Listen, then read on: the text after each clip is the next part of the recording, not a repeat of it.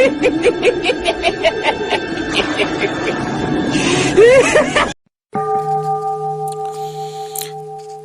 कहानी है एक थी डायन के बारे में।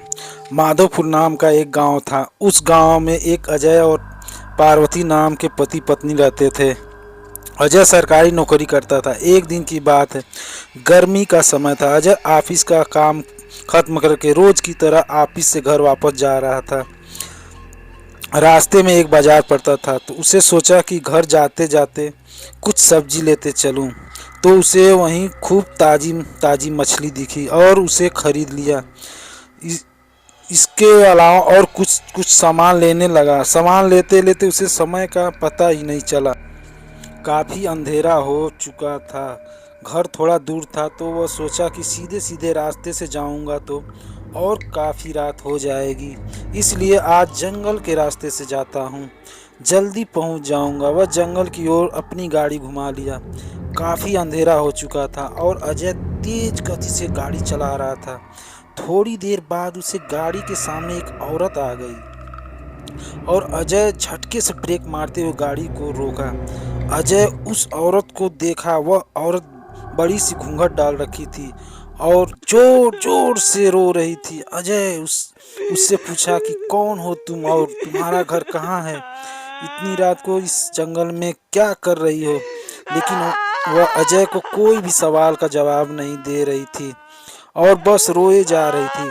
उसने रोने से ऐसा लग रहा था कि पूरा जंगल ही गूंज रहा है।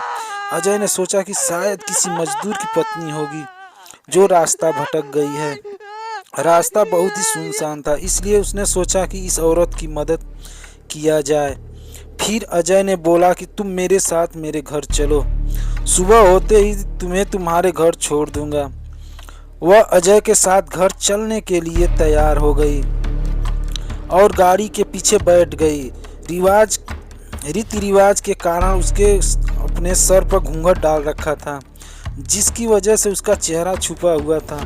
काफ़ी रात हो गया तो घर पर अजय की पत्नी उसका इंतज़ार कर रही थी।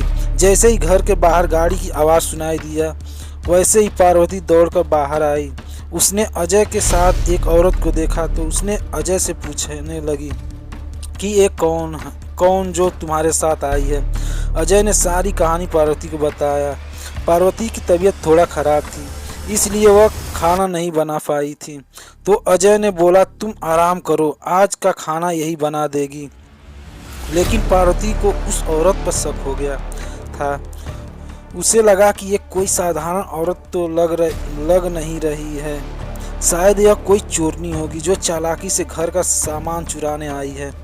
पार्वती ने उसे अपना रसोई घर दिखाया और बोली मौसम बहुत खराब हो गया रहा है, तुम जल्दी से खाना बना लो। इतना बोल के पार्वती अपने कमरे में चली गई और वह औरत बिना कुछ बोले रसोई में चली गई। थोड़ी देर बाद रसोई में से बहुत ही अजीब अजीब आवाज़ें आने लगी।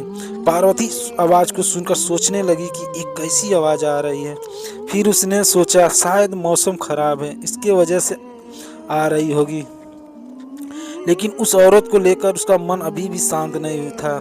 जब पार्वती 20 मिनट बाद दोबारा रसोई में गई तो देखी कि वो औरत अभी चुपचाप बैठी थी। पार्वती को ये देखकर बहुत गुस्सा आया और पार्वती चिल्लाकर बोली अभी तक तुमने खाना बनाना शुरू भी नहीं किया। मैं जल्दी बनाओ खाना, सबको भूख लगी है। उस औरत ने कुछ भी जवाब नहीं दिया और चुपचाप अपना चेहरा ढक कर बैठी थी। पार्वती ने कितने बार उसका चेहरा देखने की कोशिश की, लेकिन देख नहीं पा रही थी।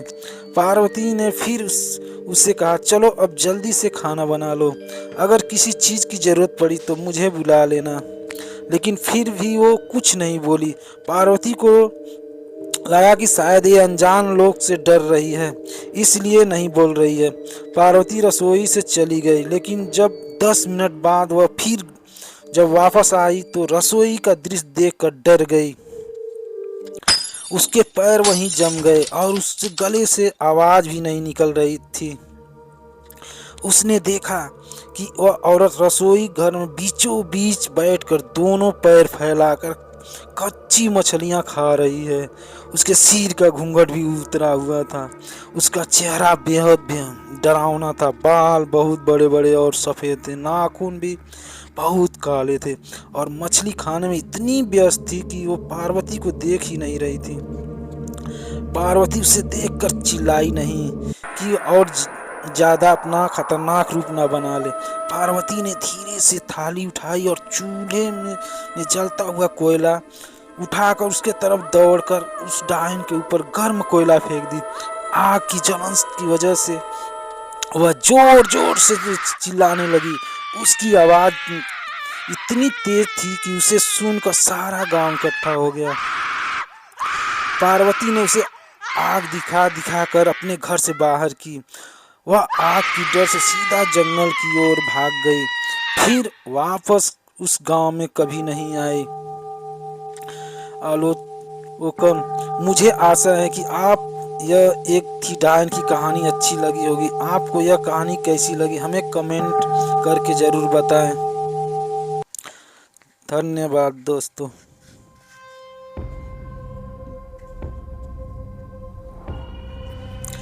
वीडियो अच्छा लगे तो चैनल को सब्सक्राइब करें और बेल आइकन दबाएं।